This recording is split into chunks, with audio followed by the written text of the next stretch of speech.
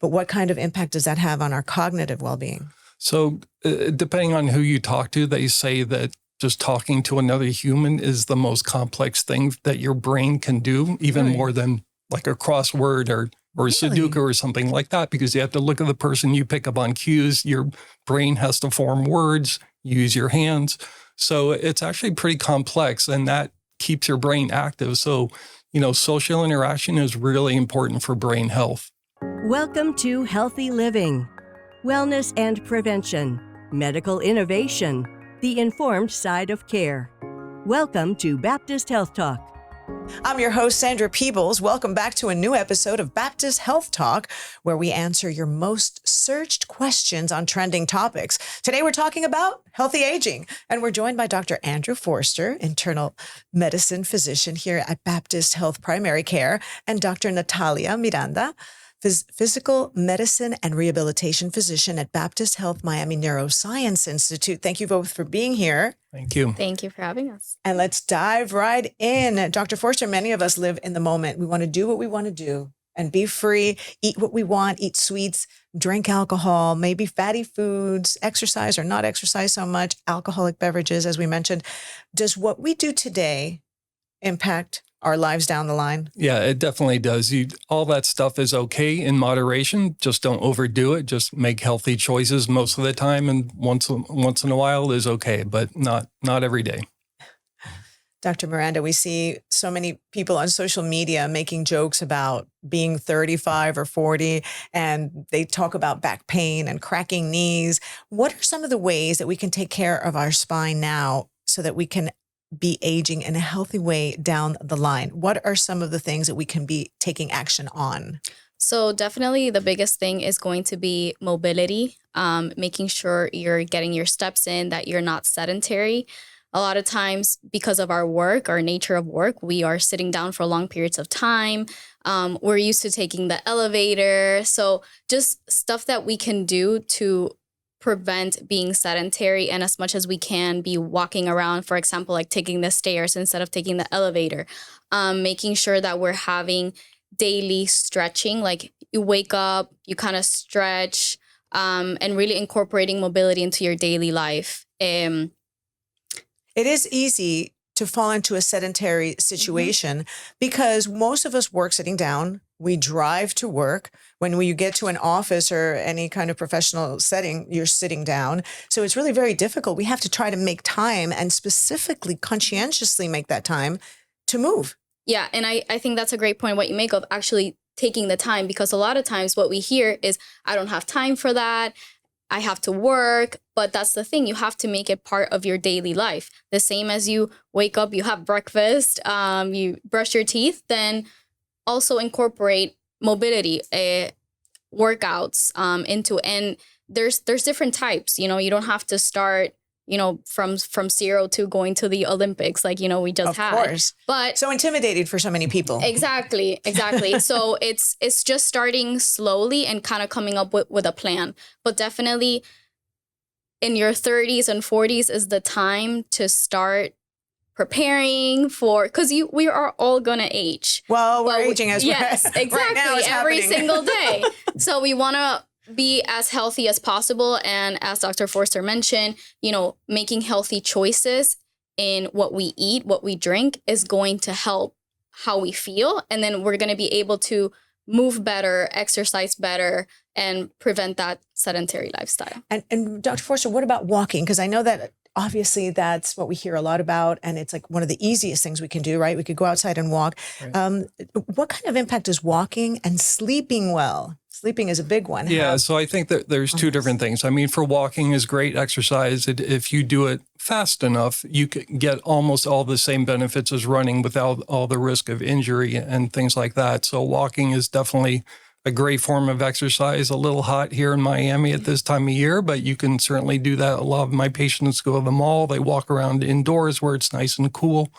And sleeping is definitely important. You need a good 7-8 hours of restorative sleep per night, because when you're sleeping, your body's doing a lot of repair mechanisms. So the brain, your muscles, your joints. So sleep is a big time for your body to really repair itself. And we know that, yes, it's so difficult for some people to get like quality shut-eye. Yeah, quality sleep is really hard, but if you practice what we call good sleep hygiene, where you go to bed the same time every day, get up the same time every day, and there's no distractions like looking at your phone in bed, that type of thing, that's really helpful for getting a good night's sleep. Keeping the electronics out of the bedroom, like the TV set. Right. So usually we tell people no screen time about an hour before you go to bed. So no watching TV in bed, no looking at your phone in bed, no doing work on your computer in bed. You need to train your brain to shut down when you go into bed, not to stay awake. Because this is a brand new thing that we have all these electronics. It's a brand new element that we have on human health that obviously we'll have to see the effects down the line. Right. Is there anything that will slow down aging that you could tell us about, like something specific? I mean, there aren't any medications that slow down aging. It's really about lifestyle. So being active and eating a healthy diet are really the two big cornerstones for aging with good health. When we speak of a healthy diet, Mediterranean's probably for most people is the most familiar diet. There are plenty of cultures throughout the world that have non-Mediterranean diets, and they live a long time also, but they also don't smoke and they're very active. So it really depends, but Mediterranean's the best. When we talk about habits to eliminate, where is smoking? So smoking's always number one, always has been. And that was an easy question. Somebody this morning, 30 years old, and he's smoking. And, in this day and age, when we know of all the health risks of smoking, people are still doing it. So we still have a long ways to go to get people to quit. It is surprising to me when I see young people smoking, because it feels like we've been through this for so many decades, not even a short time. Yeah. Dr. Miranda, when it comes to spine health, what comes up the most with your patients, which is different than what you treat? What are people worried about when it comes to spinal health? People are worried about just having back pain forever. They can present to the clinic and they're like, I have pain, like it hasn't gone away. It's still there. For how long am I going to have this? Am I going to have pain forever? So it's really, back pain can be caused by multiple different things. So we have to check what is the kind of the source of the problem. But at the end of the day, a lot of times it's going to be the rehabilitation, the physical therapy, the occupational, and those things take time. And sometimes people are worried of, but I can't do the therapy because I have pain. And I'm like, I understand, but one of the ways that we're going to improve your pain is doing the therapy, is doing the mobility, different types of modalities, which means like ice packs, heating pads, medications that can help decrease inflammation. All of that helps with back pain. A lot of times also, one of the things that comes up is, I can't do it because I'm weak. And I'm like, well, yes, but that's why you need the therapy.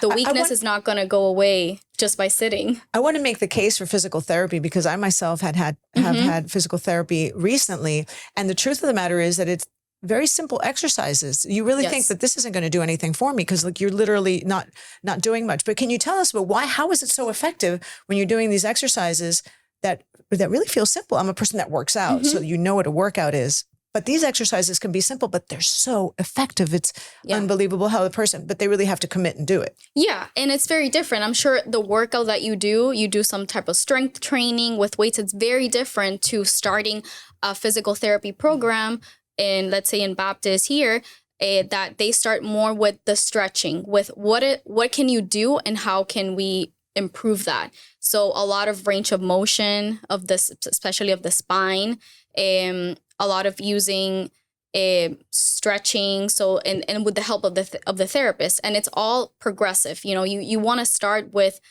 stretching and then start to incorporate any more like weight training, and even just body weight, because a lot of times we don't have equipment and we don't have the access. So that's why it's important. Yeah, it's just incredible how effective it is and how many people skip that step, even after a surgery. Because it takes time, and sometimes people want quick results, and especially you have to think that this is your spine. This is the same one you're going to have. I know they can do surgeries and whatnot, but at the end of the day, you have to take the time now for the future. So I asked you what people come in asking about. What is it that you actually treat most? Is it also back pain? No. So most of the patients that I treat now are patients that have strokes, brain injury patients. A lot of times these patients have deficits of musculoskeletal of weakness. They can have weakness on one side of the body, so they're needing to use walkers, they're needing to use wheelchairs. And a lot of these patients are very fearful mostly of falling. And I think that it is something that we talk about a lot, and about how balance and coordination is so important, which is something that the therapy can really focus on when they do physical therapy. These are patients that I also see in the hospital setting, post-stroke patients having this severe weakness, and it's a lot of family training because now they may need assistance for somebody who was completely independent before, and now they're needing assistance. And not just the patient, but the whole family is a change. Very interesting. Of course, when there's any kind of a major thing in life, it affects everyone in the household. Right. Okay, Dr. Forster, I've been dying to ask you this question, because there was a recent study that I read about, and there was headlines that talks about how there are two bursts of aging. One occurs at 44 years old, and the other one at 60 years old. I don't like this at all. But can you break it down? What truth do you see in this study? And can you break it down for us? Tell us what they found. Yeah, and what's up with that? I don't know that that's necessarily true. I mean, I think people age in different ways, in different forms of what we call a heterogeneous aging. No two people age the same way. So I think that, probably the 44 comes from the fact that people in their 40s, maybe they start to notice a little bit of trouble seeing with their vision, and they have to get reading glasses, and to them that's getting old. But I don't know that there's a magic number that people start to age at. And probably the same thing at 60, people probably have more arthritis as they get older, and they think, okay, now that I have arthritis, I'm old. But I think everybody ages differently. I have plenty of old patients, meaning over 85, who are doing great, and they feel young. So I think a lot of it is attitude, how you feel. And of course, when we speak about female health, of course, postmenopausal and women, childbearing years, will see a difference in hormones, which will feel as an accelerated aging. For sure. If there isn't some kind of replacement or some kind of treatment. Yeah. What role does genetics play in aging? So the best data that we have is from Denmark, and they did studies with twins, and they figured out that about 25% of your genetic material determines how you age. And so that means everything else, the other 75% is lifestyle and environmental. So it plays some role, but it's not the be all and end all. Not the be all end all. And in your field, Dr. Miranda, what do you see genetics, people that tend to have back problems or tend to be have strokes? Is it a family? Is it a genetic? Yeah, of course. Situation? You have the risk of stroke. So one of the most common risk factors is having, hypertension, and that can also be due to genetics in your family. I think a lot of it has to do with how you are raised, what you see, like how you are brought up. So if you see your family member, when not just eating a lot of fried food and all those things, you kind of like have that as a normal. So I think it's a lot of teaching how we change, like how we look at things, and how we change our lifestyle not only affects us, but the people who are looking up to us as well. And what about mindset? What kind of role do you think that mindset plays in a person's wellness? I think if you have a patient and they're like, yeah, I'm going to get better, I'm definitely going to do this and I'm going to feel better, as opposed to the one that says, no, I'm scared, I'm too weak, as you were mentioning earlier. It makes a lot of difference. Right? It makes a lot of difference. We see it all the time in the hospital for, let's say, the physical therapist or the occupational kind of comes in like, hey, you just had a spine surgery. We got to get you moving. Let's get you out of bed. And a lot of times they're in a lot of pain, which is understandable, but it's very different when the patient's like, I have pain, but I want to get up. I want to do it. And that really speeds up the recovery. Do you see it as well in internal medicine? Attitude is everything. So definitely a positive outlook, and being motivated to get better is definitely a big thing for us that helps. That's something that they talk about in the blue zones. As we know, there are locations around the world known as blue zones, where there's a higher concentration of people who live past 100 years old. They have different, there was a series, I believe, about this. And some of them live happy lives well into 100 years old. What can we learn from this? And what do you think about it in general? Yeah, I mean, it shows you that if you do things right, you can live a long time, right? So number one, the people in those blue zones, the majority of them do not smoke. They eat a healthy plant-based diet, so very little meat.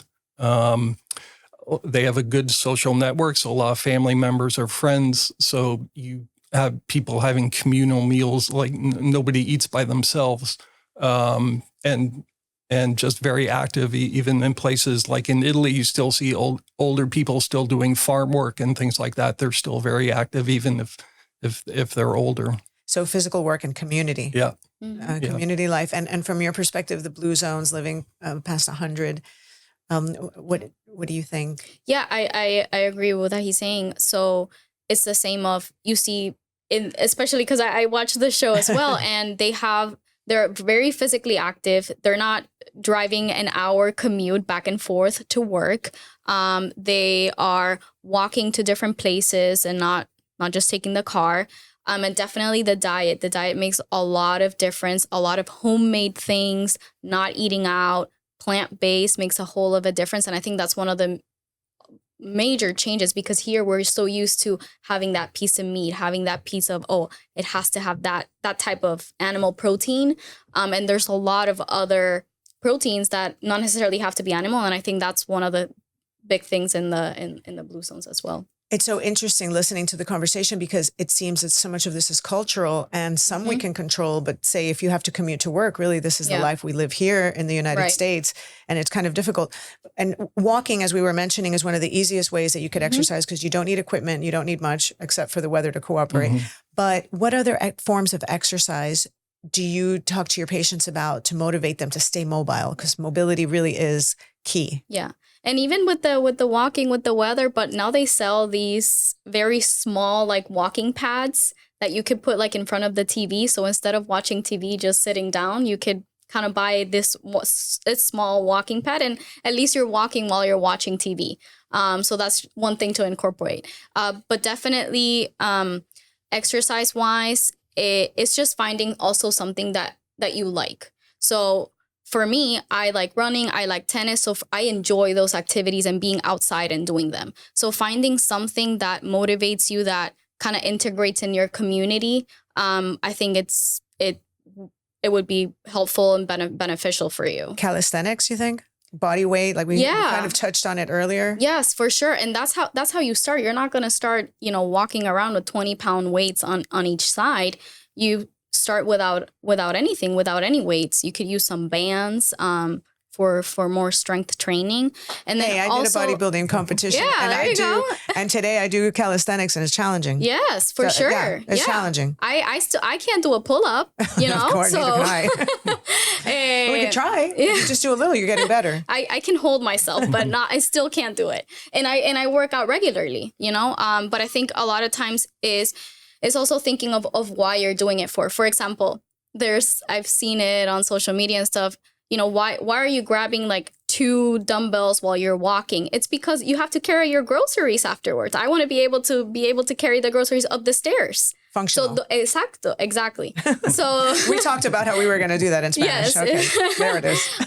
So having that mindset will also be beneficial in your motivation to do the actual exercise and mobility.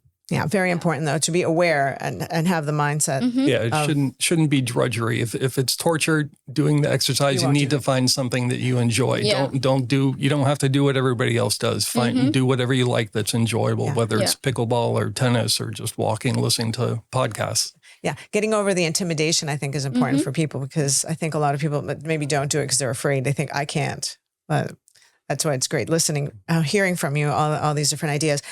Connecting with others. We talked about the blue zones and how they have a sense of community. That's vital, of course, to our mental health. But what kind of impact does that have on our cognitive well-being? So depending on who you talk to, they say that just talking to another human is the most complex thing that your brain can do, even more than like a crossword or Sudoku or something like that, because you have to look at the person, you pick up on cues, your brain has to form words, use your hands. So it's actually pretty complex, and that keeps your brain active. So, social interaction is really important for brain health.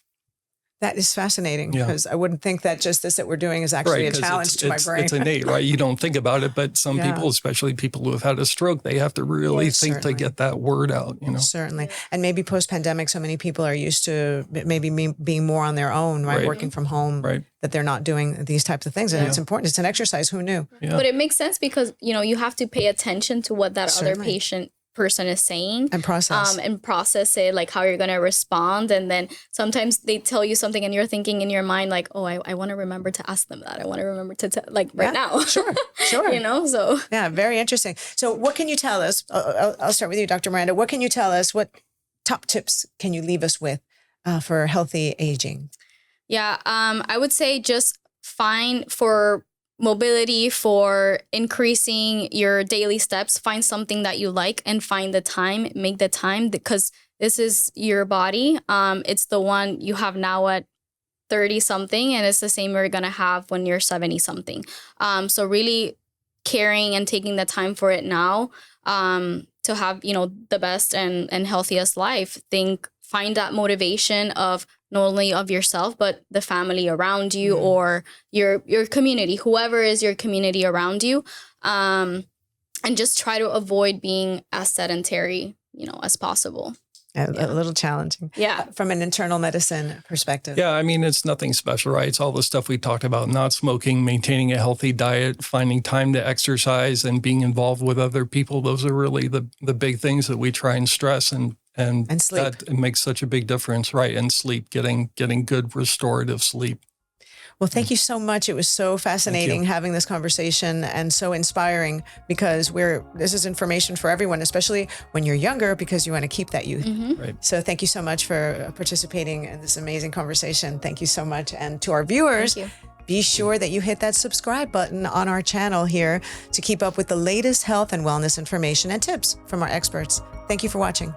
Find additional valuable health and wellness information on our resource blog at baptisthealth.net/news. And be sure to interact with us on our social media channels for live and upcoming events. Baptist Health Talk is brought to you by Baptist Health, the warmer side of care.